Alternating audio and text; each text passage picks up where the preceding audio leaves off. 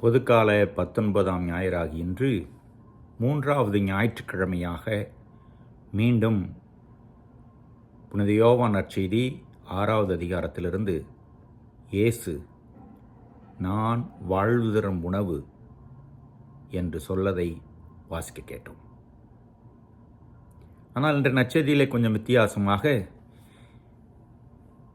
இவரை தான் நமக்கு தெரியுமே, அப்பாவை தெரியும், அம்மாவை தெரியும், எங்கே பிறந்தார் வளர்ந்தார் என்று தெரியும். ஆனால் இவர் நான் வானின்றி இறங்கி வந்த உயிருள்ள உணவு என்கிறாரே,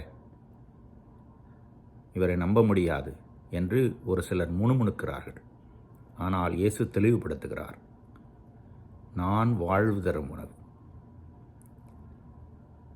அவர்கள் முணுமுணுத்ததற்கு காரணம், இயேசு நன்கு தெரிந்தவர், அவரை பற்றி தெரியும், அவரிடம் உள்ள அந்த இறைத்தன்மை அல்லது மெசியா என்ற அந்த நிலை,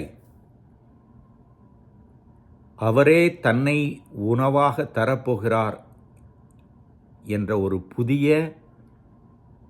சிந்தனை, வாழ்வு, கொள்கை, இதெல்லாம் அவர்களால் ஏற்றுக்கொள்ள முடியவில்லை. பல நேரங்களிலே நாமும் நிறைய தெரிந்து வைத்திருக்கிறோம். இயேசுவை பற்றி தெரியும், ஞான உபதேசத்திலே படித்திருக்கிறோம், விவிலியத்திலே வாசித்திருக்கிறோம், திருவருட்சாதனங்கள் எல்லாம் நமக்கு தெரியும். இயேசு அப்படி நமக்கு ரொம்ப தெரிந்தவராக மாறிவிடுகிறார். ஆனால் அது வெறும் அறிவோடு அல்ல சிந்தனையோடு, புத்தியோடு நின்று விடுகிறது. அதை தாண்டி போக வேண்டும். திவ்யநற்கருணை என்ற கொடை, ஆலயத்திலே அவருடைய பிரசன்னம் உறவுக்கான அழைப்பு. அதை தாண்டி போனால்தான் அந்த உறவை புரிந்து கொள்ள முடியும். இந்த பரிச்சயம் எனக்கு தெரியும் என்ற நிலையை தாண்டி நான் அவரோடு நல்வுறவிலே வாழ்கிறேன், இயேசு வாழ்வு தரும் உணவு என்பதை இங்கே ஏற்றுக்கொண்டு அந்த வாழ்வு முடிவில்லா வாழ்வுதான், அதுதான் பரிசு என்பதை உணர்ந்து வாழ்ந்தால் நம்முடைய சொல், செயல், வாழ்வு எல்லாமே மாறும்.